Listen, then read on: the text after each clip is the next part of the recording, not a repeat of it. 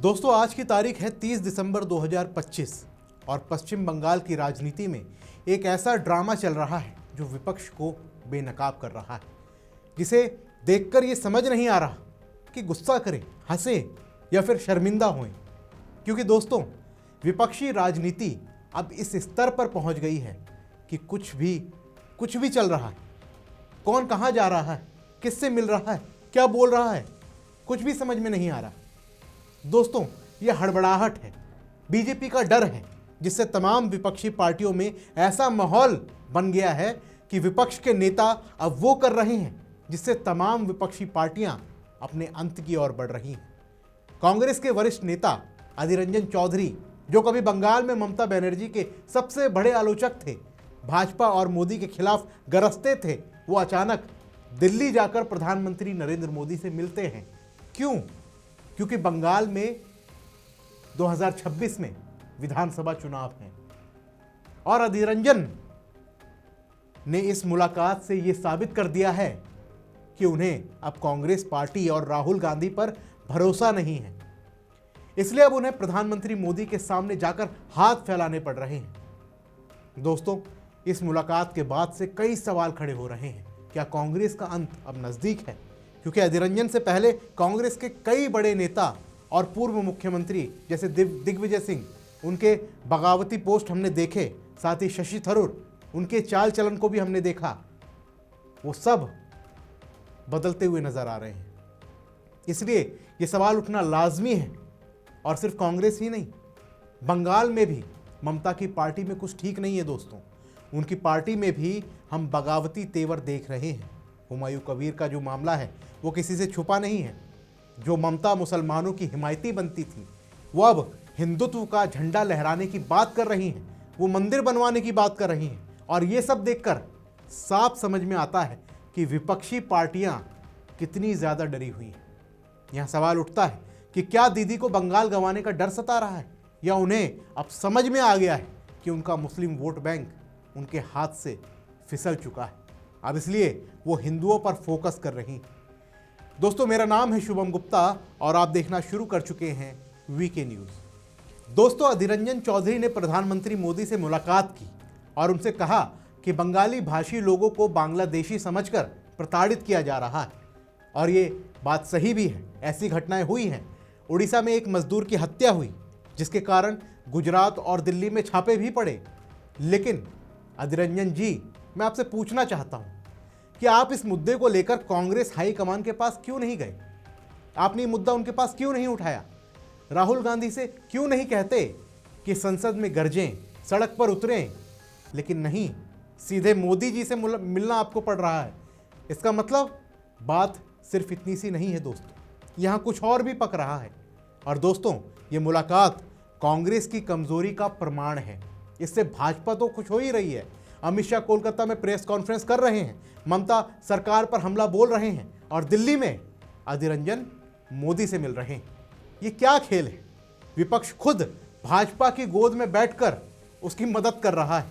और राहुल गांधी, ये विपक्ष के चेहरे हैं, लोकसभा में नेता प्रतिपक्ष हैं, लेकिन इनकी पार्टी बंगाल में क्या कर रही है?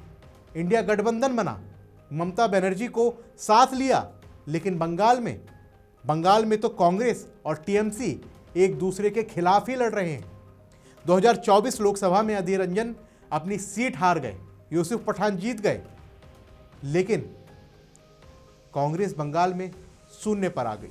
और अब राहुल गांधी चुप हैं, कोई रणनीति नहीं है, कोई लड़ाई नहीं। राहुल जी, आपकी भारत जोड़ो यात्रा, न्याय यात्रा सब अच्छा था, लेकिन आपकी पार्टी के अंदर क्या हो रहा है आपको दिख रहा है? नेता बगावत कर रहे हैं, अलग राग आलाप रहे हैं, और आप बस भाषण देते रहते हैं। कांग्रेस को मजबूत करने की बजाय आप परिवार की राजनीति चला रहे हैं। जनता थक चुकी है इस वंशवाद से। राहुल गांधी, आपके नेतृत्व में कांग्रेस लगातार हार रही है। महाराष्ट्र, हरियाणा, बिहार, सब में करारी शिकस्त। और आप अब बंगाल में क्या कर रहे हैं? अब बंगाल में अधीर जैसे नेता मोदी से मिल रहे हैं, क्योंकि इनको भरोसा नहीं है कि हाईकमान कुछ करेगा। और ममता बनर्जी, दीदी आप तो कमाल कर रही हैं, एक तरफ इंडिया गठबंधन में रहने का ढोंग, दूसरी तरफ बंगाल में कांग्रेस को कुचलना। अधीर रंजन चौधरी सालों से आपको आलोचक कहते थे, भाजपा से गुप्त समझौता का आरोप आपके ऊपर लगाते थे, और अब जब अधीर रंजन मोदी से मिलते हैं आप चुप क्यों हैं? क्योंकि इससे दीदी को ही फायदा है। भाजपा को बंगाल में मजबूत करने के लिए कांग्रेस को कमजोर करना दीदी की रणनीति है। दीदी हिंदुत्व का कार्ड खेल रही हैं, मंदिर बनवा रही हैं, दुर्गा पूजा पर जोर दे रही हैं। क्यों? क्योंकि भाजपा का वोट शेयर बढ़ रहा है। जो 2016 में 10% था वो अब 2021 में बढ़कर 38% पर आ गया था। अमित शाह कह रहे हैं कि 2026 के बाद बंगाल में भाजपा की सरकार बनेगी, और दीदी तुष्टीकरण की राजनीति छोड़कर अब हिंदू वोट बैंक की ओर नजरें गड़ाए बैठी हैं। लेकिन दीदी, ये ढोंग है।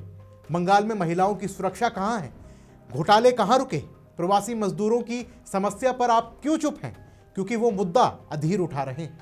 ममता बनर्जी अब इंडिया गठबंधन को तोड़ रही हैं, राहुल गांधी को कमजोर कर रही हैं, सिर्फ अपनी कुर्सी बचाने के लिए। दोस्तों, अब कांग्रेस के अंदर भी बगावत देखिए। दिग्विजय सिंह, पुराने योद्धा, राजा साहब, हाल ही में उन्होंने आरएसएस की तारीफ की, कहा कि भाजपा की संगठन शक्ति मजबूत है। मोदी जी जमीन पर बैठते थे। क्यों? क्योंकि वो कांग्रेस से निराश हैं। दिग्विजय सिंह कह रहे हैं कि हमें संगठन मजबूत करना चाहिए, अनुशासन लाना चाहिए। मतलब साफ है, राहुल गांधी का नेतृत्व फेल हो चुका है। पार्टी में लोकतंत्र नहीं है, परिवारवाद है, और दिग्विजय जैसे नेता अब खुलकर बोल रहे हैं, क्योंकि हार पर हार हो रही है। और सिर्फ दिग्विजय ही नहीं, शशि थरूर भी इसी लाइन में खड़े हैं। वो तो पहले से बागी मिजाज अपनाए हुए हैं। हाल ही में उन्होंने वंशवाद पर लिखा भी था कि नेहरू गांधी परिवार ने नेतृत्व को जन्मसिद्ध अधिकार बना दिया है और ये लोकतंत्र के लिए खतरा है। थरूर जी, आप सही कह रहे हैं, लेकिन पार्टी में रहकर क्यों? क्योंकि डर है, बाहर निकलेंगे तो खत्म हो जाएंगे। लेकिन उनका बयान कांग्रेस की पोल खोल रहा है। थरूर दिग्विजय का समर्थन कर रहे हैं, कह रहे हैं संगठन मजबूत करो, अनुशासन लाओ। मतलब राहुल गांधी को संदेश दे रहे हैं कि अभी मौका है, पार्टी बचा लो, नहीं तो अंत नजदीक है। दोस्तों, ये कांग्रेस का हाल है। एक तरफ अधीर मोदी से मिल रहे हैं, दूसरी तरफ अंदर बगावत। राहुल गांधी चुप है, ममता बनर्जी अपनी दुकान चला रही हैं, और इंडिया गठबंधन वो तो बस कागज पर है। 2026 में बंगाल चुनाव है, भाजपा मजबूत हो रही है क्योंकि विपक्ष बटा हुआ है। अधीर का मोदी से मिलना भाजपा को मदद पहुंचा रहा है। दिख रहा है कि कांग्रेस कमजोर है, ममता अकेली पर लड़ रही है, लेकिन असल में दोनों मिलकर भाजपा को ही फायदा पहुंचा रहे हैं। दोस्तों, इस पूरे मामले पर आपके क्या विचार हैं? अपने विचार हमें कमेंट बॉक्स में ज़रूर दें, और अगर आपको ये वीडियो पसंद आया तो वीडियो को लाइक करें, शेयर करें और चैनल को सब्सक्राइब करना ना भूलें। मिलते हैं अगली वीडियो में, तब तक के लिए जय हिंद। वीके न्यूज, राष्ट्र के नाम।